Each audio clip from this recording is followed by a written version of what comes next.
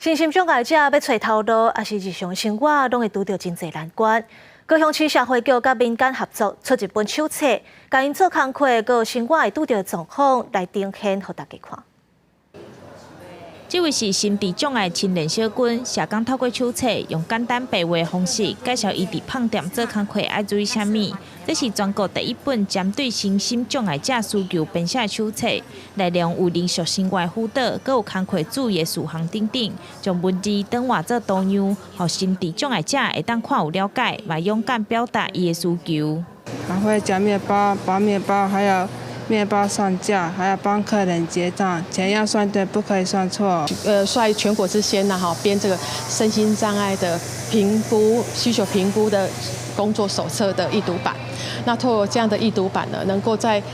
去到家里为心智障碍做需求评估的时候，是由心智障碍少年家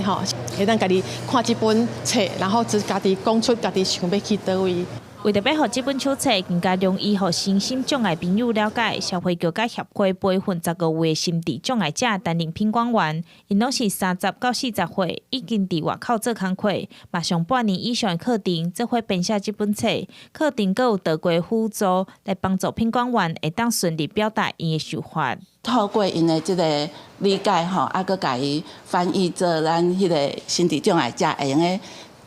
较简单理解的这个意思。卫福部统计，去年全台身心障碍者超过120万人。社会局表示，这本容易阅读的手册，主要协助拄毕业也是有需求的心智障碍者，不管是做工课也是基本的生活，唔免全部靠家属。未来这10个月，品管员会继续参与身心障碍者的事务，来帮助更较侪人。记者钟宇辉、邱昭玉高雄报道。